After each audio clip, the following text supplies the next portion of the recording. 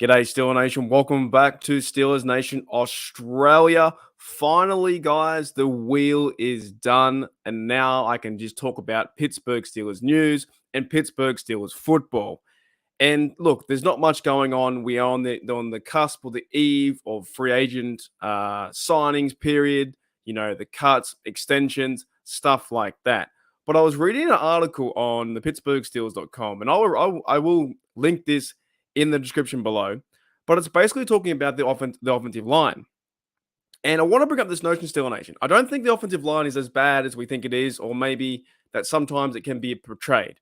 Now, for sure, at the start of 2022, things weren't going our direction. Trubisky was getting sacked. We couldn't score points, and the Steelers couldn't move the football forward, right?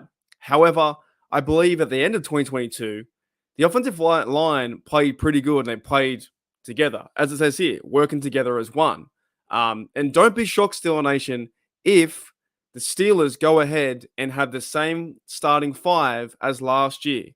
Now, from memory, I do believe the Pittsburgh Steelers started all five guys from left tackle to right tackle, from Dan Moore, Dotson, Mason Cole, James Daniels, and Chooks on the right-hand side. I think they started about 98% of the snaps, right? You didn't see any big key injuries, knock on wood, that doesn't happen again. But I think they started about 98% of the snaps. And as this article discussed, and I will read bits of it, so I'll get me, shove me away, and I'll read some key bits that are, more or less their quotes from the offensive line. So they talk about here the NFL is a brotherhood, and 110% it is, like dead set. But I'll read some of the key quotes, and here's a few to start off. It says here from Dan Moore, the left tackle, says it was coming in and doing the light stuff, similar to what we've done after practice, said Dan Moore. Pretty much a pre-game warm-up, a few run techniques, a few pass techniques, but overall, we'd probably be out there for 45 minutes to an hour. So they're staying back, they're helping out, right? He said that was only the beginning. It says here, whether it was after practice or guys coming in doing extra individual stuff on off days, it all helped, said guard James Daniels. And by the way, James Daniels was fantastic in his first year as a Steeler. I believe he only allowed, according to Pro Football Focus, he only allowed like one sack. He says here, you spend even 20 minutes on an off day, then even just 10 minutes after practice throughout the entire season. That's hours and hours of extra work. So it looks like these fellas from last year, and from what this article is talking about from Teresa Varley, is saying that the fellas are staying 10 minutes after practice. They're coming in 30 minutes early. They're building that brotherhood. And that is good to see in this young offense. I know we have Matt Canada there, and hopefully next year, we can rally behind him and things can change and the Steelers can start to run the ball and really start to score points. But I like to see this stuff, Steeler Nation. I love to see this stuff. I love to read these kind of articles because you can see that brotherhood is coming together. He goes on to say here that little bit of repetition every single day helps. Just try to get ahead of the competitor, and perfect our craft was valuable, said Moore. That was Dan Moore. That is an example of our commitment that we try to make throughout the season, and not just doing it one week, but continuously every single week.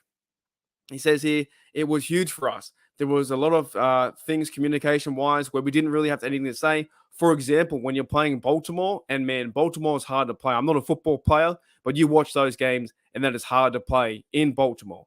On the road late, and you're looking at the person next to you, and you can't hear anything, he says. But you can see where he's looking, you can see where he's pointing, and you generally know what he's saying to you, even if you can't hear. That goes miles. So that is fantastic too. To know that this team and these starting five, and like I said, guys, and let me know in the comments below, do you believe that they're going to be the starting five next year? I do. I actually do. I get this inkling that the right-hand side, that Chooks is good. He's going to be our right tackle. That James Daniels is going to be the right guard. I believe in Mason Cole. I think he's becoming a good football player and a good Steeler, and I had no idea who he was last year. Kevin Dotson is getting better. Dan Moore's getting better. This whole group got better. So don't be shocked, Steeler Nation, if this five starts next year and they're the starting five. Now, I'm not saying you can't go out in the fringe and get some guys to come and back up or to compete on the left-hand side for left tackle or to compete for left guard. I'm just saying that this starting five, don't be shocked if they're the exact same starting five from last year will be the same starting five in 2023. And it's not a bad thing. You can also go through the draft. I'm not saying go and get a high, level pick at 17. maybe at 32. I still believe you want to try and get maybe cornerback at 17. At 32, get defensive tackle. But if someone falls, a good offensive tackle for depth around 49, maybe you get that guy for depth and for, to build the fellas, the brand even bigger. Build the offensive line and that depth piece even better. But I like the starting five. Let me go back to the article. So here we go. Sorry, guys. Here we go. So there's a few more quotes I want to bring up. He talks about going to Baltimore, and he talks about how they can't hear, and there's a lot of commotion in the ocean in Baltimore, and having each other's back, really stands out. Says here, I've talked with Ramon, and that was something that he mentioned they used to do. Said Dan Moore. I mean, it worked for them. So hey, if it's not broke, well then you don't fix it, right? That's communication. That's communication on the offensive line when it gets really crazy in opposing territories. It says here, we were trying to make an effort to just hang outside the locker room, do stuff together, get to know one another, get to know each other's backgrounds, families, do something as a group, going out to eat, having fun, going to top golf or something similar. It's a tradition that the line wants to continue. First of all, that's what we want to see from our offensive line, right? Not only being a band of brothers on the field, having each other's back, having a common goal, which is to win and to protect Kenny Pickett and to move the line forward to open holes up for Najee Harris.